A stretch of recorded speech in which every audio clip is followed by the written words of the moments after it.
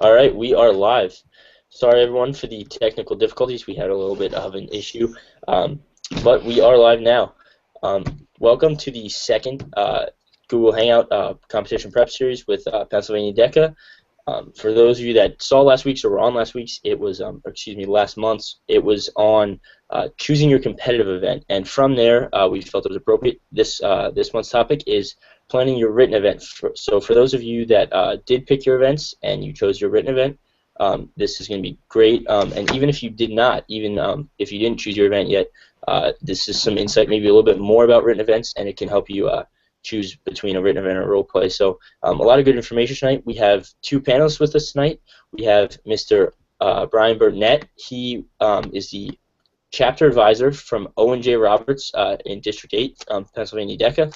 He was also in South Carolina DECA for a little bit. He was the board president in South Carolina, and he was also a chapter advisor down in South Carolina. Also with us is Darren Stauffer. He was last year's Pennsylvania DECA District 8 representative, as well as a three-time ICDC competitor and a finalist at Nationals in his senior year.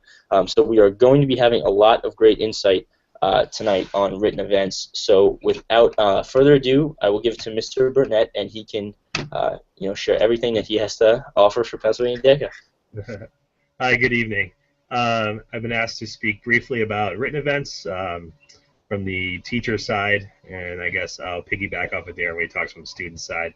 From the teacher side, if you decide to do written events, if you're a new chapter, you should probably think of written events more as a public relations kind of mode. Think of events such as community service, creative marketing, and so on. My first attempts at doing written events were actually community service and creative marketing research project. That allowed my DECA chapter then to get viewed out in the community through news articles or the student TV channel and such, and then the students went on and competed. As you progress through your experience through DECA and the written events, from a teacher perspective, you probably want to then eventually get into entrepreneurship, advertising, and more than likely operations research will probably be your last event you'll probably want to integrate or offer to your students, simply for the fact those typically take a more analytical approach, which is covered in most classes, but it allows the students to work with a local business. Most of our written projects are integrated into the different classes we have at ONJ. I'd say about half of our written events come out of classwork, and the other half actually comes out of students that have taken another business class but couldn't fit in their schedule this year.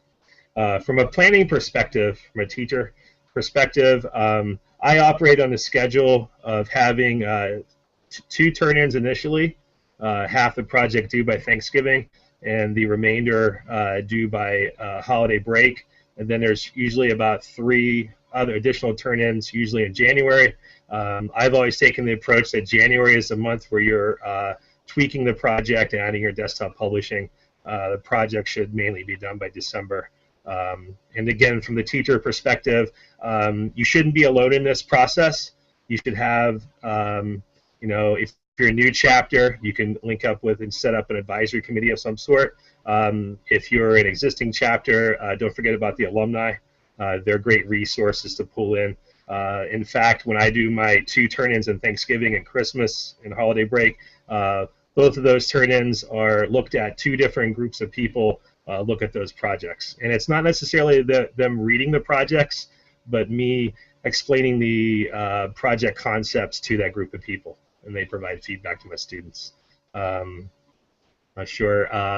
One important aspect from a teacher side that is kind of overlooked at times, somewhere prior to that final turn-in before you mail it in, about a week or so, you should really be looking at not just the student's project, but DECA's penalty point list sheet. The worst thing that could happen is that students put all this work in, and there could be something in there that could cause them to lose 5 points or 10 points. Anything else? Let's see. Yeah. Oh, you're muted. Yep. Sorry, Mike, I can't hear you. Yeah, sorry. All right, I unmuted myself there. We're good now. You mentioned about getting into your desktop formatting, and that's a big thing for Northampton, my home chapter. We focus on that a lot, especially one thing I want to mention was that you said in the month of January, that's done at the end of the project. Yep. You kind of touched on it a little. Doing formatting kind of as you go along doesn't necessarily always work out.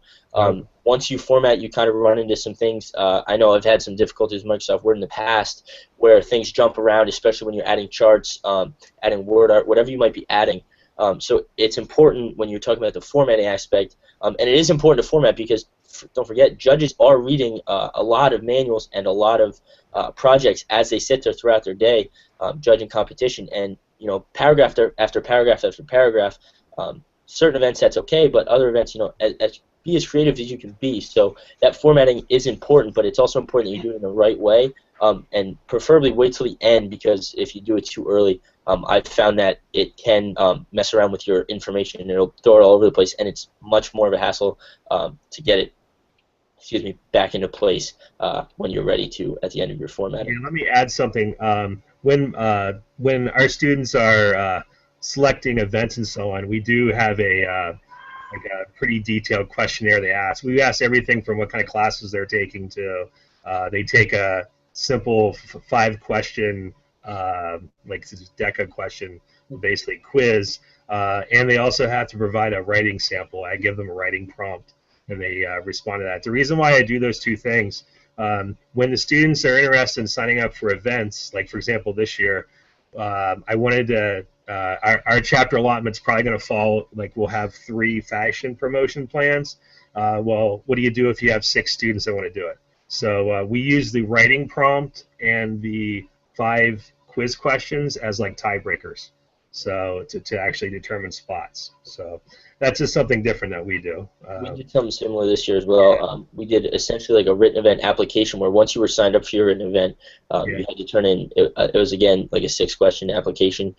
Just making sure you understand your event, that's a big thing too. Anything that you can do to understand your event, that's guidelines too. Guidelines are very important. Anything at all that's going to help you understand your event.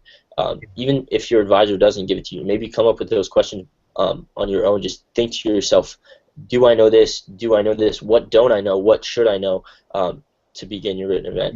I had mentioned earlier that I have 2 different groups of people will listen to my students' concepts and they provide feedback. They don't actually read them, but the most important thing is that the students set up initially is some kind of advisory committee. It may not be an English teacher right out of the bat, but definitely an English teacher should be involved in some way. If you're doing entrepreneurship this year, for example, it's heavy-duty finance. So obviously they'll need somebody besides the teacher themselves probably to assist them in some way. So. All right, let's switch over to Darren, who will give us a little bit more of a student aspect of things. Thank you, Mr. Burnett. That was awesome. Hey guys, so Mr. Burnett and Mike, you already touched on a lot of the things that I'm going to talk to you guys about, some of the tips I want to give you in the overall process of writing your manual. So the biggest thing for me is just the organization of the entire thing. It's a pretty big project. It's on top of school. It's an outside of school project, pretty much. Everything has to be done there. And manuals, whether you're writing 11 pages or 30 pages, you want to make sure you're meeting your deadlines. Not all teachers will set deadlines. Most of them do, but not every advisor is going to give a deadline for you. So sometimes that responsibility falls on you to get it done when it needs to be done. I suggest planning out, by Roman numeral. So on the outline on deca.org, it'll tell you exactly what you need to include in each section of your manual. So, say, okay, this weekend I'm going to do 1 and 2. Next weekend I'm going to do 3 and 4, 5 and 6, and so on. And that way, this is what you have to get done, and this is how you're going to do it by the due date. Leave a little bit of wiggle room in there in case something would come up on a weekend or a weekday that you plan on working. But for the most part, have it planned out ahead of time. That really helps. And also make edits as you write. Not with the formatting. Like they said, the formatting is really going to change at the end. But make the edits to the sections as far as grammar, upgrading words and stuff as you write. I think that's a lot easier than reading through your entire manual at the end and going back and then having to go through every single Roman numeral and proofread it. You will want to proofread the entire thing once more at the end, for sure, and you'll want to have an outside source proofread it too. I would suggest, obviously, maybe have an English teacher proofread it, but also somebody else that might be unfamiliar with the project that you trust. The reason they want to be unfamiliar with the project is because the judge is going to be unfamiliar with your project. If somebody can read your manual and understand what you're talking about, then a judge is going to be able to read your manual and understand what you're talking about. And I mean, that's the entire point of writing a manual. Another thing not enough people do is use DECA.org as a resource. I mean, if you go online into their competitive events, they're going to have sample manuals for every written event. It's going to outline the first couple pages and give you an idea of how to start. And it's also going to have your grading rubric. So, I mean, it's going to tell you everything that you need to touch on to be successful in your manual and get a good grade and progress through states and to nationals. As far as writing the manual, it needs to be professional, but you also want it to be appealing. You don't want to have an entire just page filled with words. Make sure you use paragraphs, make sure you use indents, insert pictures that are relevant to your topic, insert graphs that represent the data you're talking about. A really good way to do that is by also using Microsoft Excel. Make the graphs in Microsoft Excel and then copy and paste them into your Word document. Which brings me to my next point. If you're doing it with a group, a lot of times Google Docs is appealing because people can work on it, from their houses at different points. You don't always have to be together. But going from Google Docs to Microsoft Word really, really screws up the formatting. So that's another reason why you want to save the formatting till the end. Because if you do want to use Google Docs and you're set on using Google Docs, and you would format it in Google Docs, it's going to completely change when you copy and paste the entire thing into Microsoft Word, which is what I would suggest using from the start. What else? Starting as of last year, I believe, is PA Deca still using the Turnitin type system for the manuals? Yeah. Yeah, so really make sure you cite everything that you use. Make sure your works cited page includes any references that you used as far as the information you put in your manual, and make sure you cite it throughout your manual using internal documentation. If you don't know what that is or unsure how to do it, an English teacher could help, or there's YouTube videos on how to do it.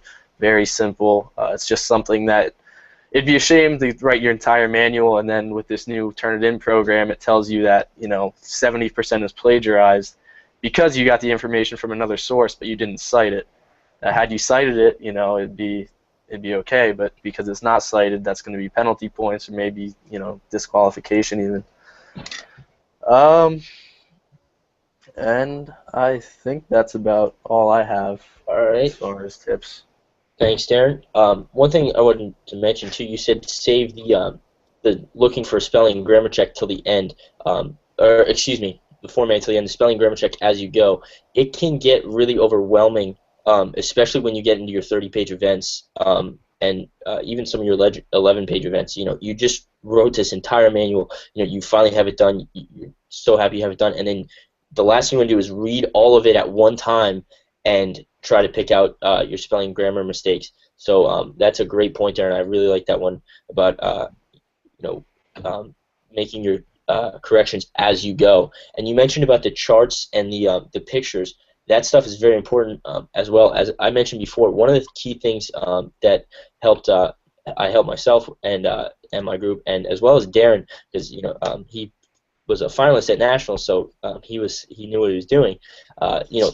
Being concise and getting your point across is key a lot of the times. Like I said before, judges are reading a lot of these manuals and a lot of projects, and it gets overwhelming to them, just reading paragraph after paragraph. So, for example, if you have a budget in your project, which I know a lot of the events come with a budget, especially some of the entrepreneurship ones, but you can put a simple budget in a chart, and that'll even sometimes save space to when you deal with your 11-page events. I think we may have just lost Mr. Burnett. Yeah, I think we'll try to get him back on.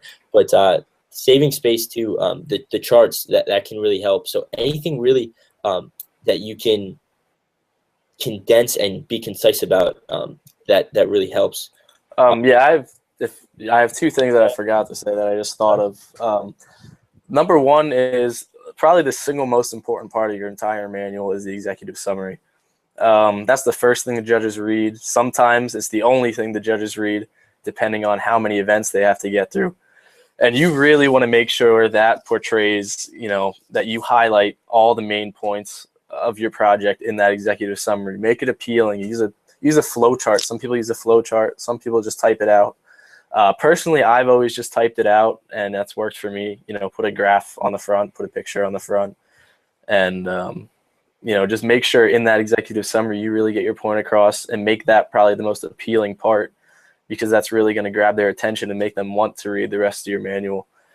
And secondly is just make sure all the information, hey, Mr. Burnett, make sure all the information you use is valid.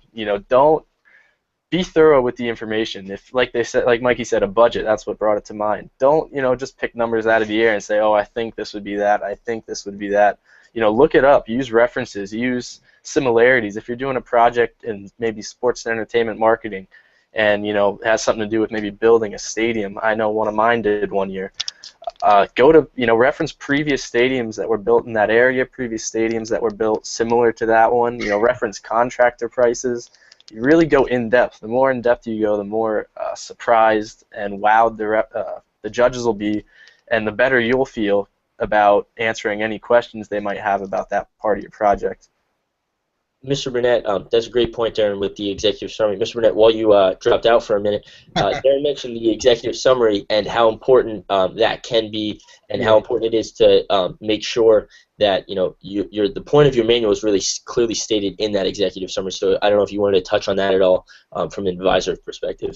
Yeah, especially if you make it to nationals, realize that that judge has a very limited amount of time to read the project. So from that perspective, you need to understand that it's going to be a quick look over of the project, look at maybe whatever that judge is really into. Sometimes, unfortunately, it's finance stuff. But they're definitely going to read the executive summary. The approach that we take, we look at the project and say, what are the 2 or 3 main parts of the project that are key in the project? For example, if you do marketing research, what are the key sections? So strategic plan, something about findings, conclusions. That should be the focal point of that executive summary. Now, when you're actually writing it and so on, realize that the judge is going to have a lot of projects to read. So is there something that really stands out? And maybe you should think about desktop publishing and those kind of things to make sure your points are coming across in your executive summary. It could be as simple as just underlining a key point that you found out in your research to stand out. All right. Question, and you can both kind of chime in on this one. For the group work, how would you say it's best to go about determining who does what with certain parts of the project? We'll start with you, Mr. Burnett.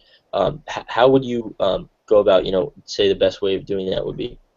Yeah, I take a different approach. I do teams of 2.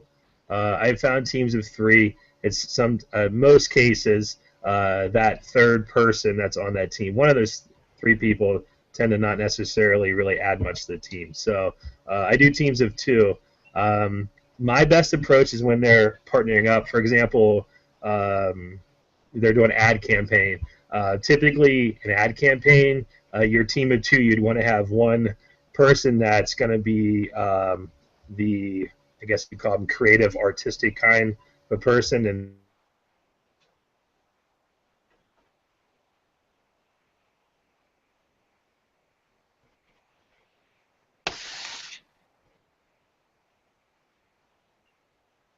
Is Mr. Burnett still here? I think he might have be. Yeah, he might be frozen. I don't know. I think he cut out. While he's frozen, we'll see if he joins back in. Darren, do you want to talk about that at all? I know you've always worked in groups. And yeah, I've always worked in a group of 3. There's a point to what Mr. Burnett said. I mean, there's always a guy that out of our group one day may not have to do as much, but in the end, everybody put the same amount of effort in.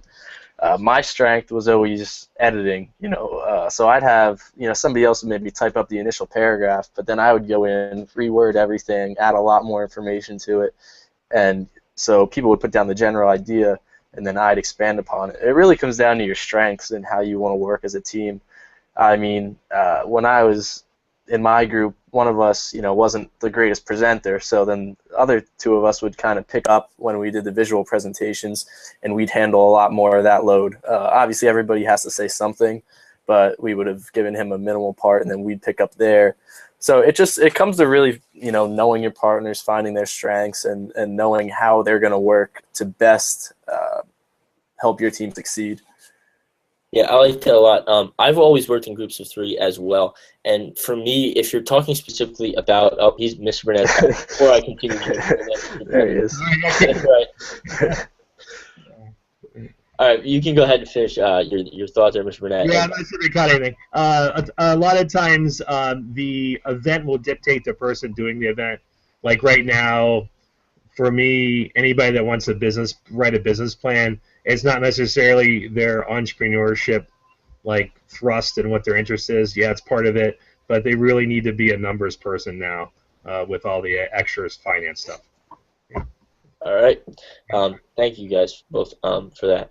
What I was getting into was Mr. Burnett, while you're gone, Darren and I mentioned we both always worked in groups of 3, and that's a very interesting approach. I actually, that's something I would have never thought of. There's definitely groups, especially being a chapter officer, where you deal with, and if you're a chapter officer, you might have had to deal with a situation like this, or maybe in your own group where you have an issue with the third person. Maybe you're not as close with that third person, as you are with the other person, and it just naturally stuff happens where the third person might get left out. But like Darren said, it doesn't mean you can't work in a group of 3. There are ways to make sure that slack gets picked up per se, and make sure everyone contributes. Before though, I'm gonna go back to what Darren said when we talked about the formatting part. He said not to work in Google Docs for the format, to move to Google Docs before you format. But just from the whole group perspective, I've, like I mentioned, always worked in groups, and Darren, I know you have as well. For me, one key thing to being successful in a group has been Google Docs is great, especially for little stuff, but especially as you get into the project, it's always been pertinent for me and my group to be together in one actual place. Wherever you and your group decide you want to meet, whether it be a group of 2 or a group of 3. Google Docs is great, but nothing can make up for the interaction you get when you're with a person, and the benefits of communication when you're with a person as compared to through technology and on a computer. So that's always been very important for me, and it's helped all of us understand the project more when it's done, which in turn, when you go to present at States, everyone will be more in tune with what they have to present, which has really helped my group from both the writing aspect and the visual aspect. I don't know if Mr. Burnett or Darren, if you want to say anything else about that. Yeah, I totally agree with you. I mean, what happens a lot of times, students try to do sections separately, and they try to mesh them together. It usually doesn't work out so well, especially if you're doing a small event like ad campaign or something like that. It's best to work together if you can. I totally agree. Yeah. All right, thank you. One more question, and then I have a point I want to make from something I heard at ELS this year. But in terms of keeping your manual concise, like I mentioned before, there are different page lengths for different events. 30-page, 11-page, and even 5-page in some cases. What, in both your opinions, maybe is the best way to go about keeping keeping your pages within that range, and still getting your point across, and still having a successful manual with that maximum page limit? Yeah, I'll speak first on that. From the teacher approach, best way to approach that is to flip back to where the points are. Obviously, something that's worth 7 or 8 points, obviously you get more coverage than something, say, it's worth only 2 points. Especially if you're doing entrepreneurship innovation, that's a 5-page project that you're somehow supposed to put all that data into those 5 pages. So how we approach that, we looked at the point values that are put into each category, and obviously we approached that's going to be the bigger sections, and then we work our way out from there. The biggest thing with like events like that, realize that if the judge is really from the industry, that they're going to be looking at numbers. So it shouldn't be, if you're going to leave out anything, you don't want to leave out the numbers. The numbers are really critical, especially if you have a judge that really knows what they're doing. So. Yeah. I can't really speak to the 5 or 11-page manuals. I've always done 30-page manual. So as far as that goes, I mean, like Mr. Burnett said, it's almost something you want to consider when you're choosing your event. You know, I think maybe a 5-page sounds like it might be a little bit more strategy as far as what you're going to fit in there and how you're going to, you know, portray all that information. As far as a 30-page goes, I've always been on the safe side as far as information. I think first year it was roughly 24 pages. The year after that it was about 26. Last year we pushed it. I think ours was 29. But a lot of that was appendix stuff. It wasn't the actual base information. So really, I mean, with the 30-page manual, it's easy to write the 30 pages. I think a lot of people hear that number and sometimes they stray away from it because they're like, wow, 30 pages, you know, how am I going to get that done? But if you just follow the outline that it gives you and follow the rubric, you're going to easily fill up those pages with all the information that you find. And it's easy. I'll say it's always, for me and my group, been easy to not quite, you know, hit the 30 pages, to stay under the maximum while being able to, you know, efficiently give them all the information they want, because I think 30 pages, you know, is a little bit, it gives you a lot to work with, so you can kind of arrange it however you wish and however you want. All right, thank you. I mentioned I do have one point I just want to touch on. I'm going to kind of switch gears a little bit again. Over the summer, we had, we as a state officer team, a bunch of us attended the Emerging Leader Summit in Tysons Corner, Virginia, and one of the activities that DECA had planned for us as like a DECA After Dark activity was, it was like a carousel, and there were different stations with different spokespeople, if you want to say, giving, you know, different opinions and advice.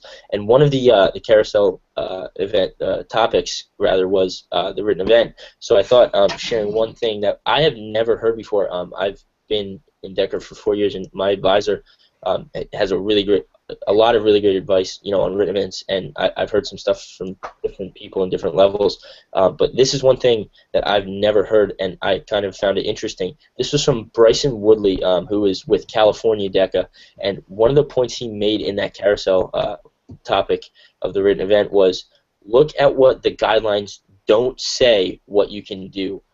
So I know that might be a little bit confusing at first, but something I found, the way I took it, was your guidelines are guidelines. They tell you what you need to do.